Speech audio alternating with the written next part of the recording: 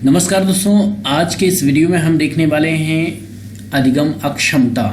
चलिए सबसे पहले स्टार्ट करते हैं। अधिगम अक्षमता को कहा जाता है लर्निंग डिसएबिलिटीज। ठीक, अधिगम अक्षमता निम्नलिखित प्रकार की होती है। पहला है पठन अक्षमता, इसे पठन विकार भी कहा जाता है। इससे प्रश्न पूछे जाते हैं, आप सभी को पता है।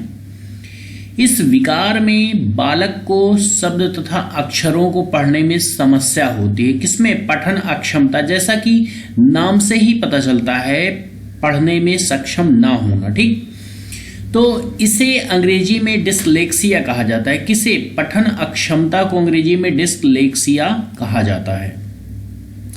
इसमें विकार से पीड़ित बालक स्व को वाज पढ़ता है। ठीक, ध्यान देना, ये एज अ एग्जाम्पल है।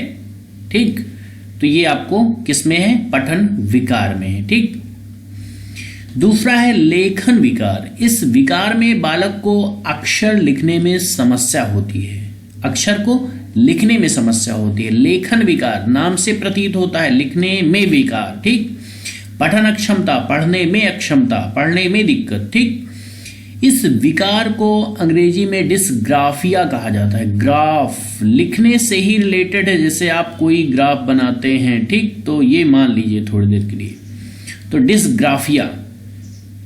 गणन अक्षमता, गणित संबंधी अक्षमता। ठीक, गणती गणित बिल्कुल सिंपल है। तो गणित क्या है? इस विकार में बच्चों की गणितीय संक्रियाएं अव्यवस्थित होती हैं। अव्यवस्थित का मतलब समझ रहे हैं ना? व्यवस्थित ना होना, सही ना होना। इस विकार को अंग्रेजी में डिसकैलकुलिया कहते हैं। तो ये तो बिल्कुल सिंपल है कि गणित में ही कैलकुलेशन किया जाता है। तो गणित संबंधी अक्षमता डिसकैलकुलिया, कैलकुलेटर से कैलकुलिया समझ लीजिए। ठीक, बहुत सिंपल है, आसानी से याद हो जाएगा।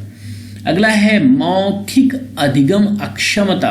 ठीक, इस विकार में बच्चों को रोज सिखाई जाने वाली गतिविधियों में समस्या होती है।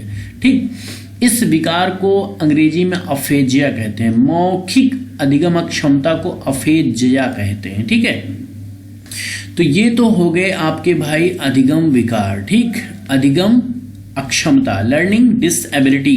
तो यहाँ पर हमने जिस टाइप के ये प्रश्न पूछे जाते हैं, इनको हमने यहाँ पे कवर कर लिया। अब हम अगले चैप्टर में देखेंगे अधिगम वक्र को।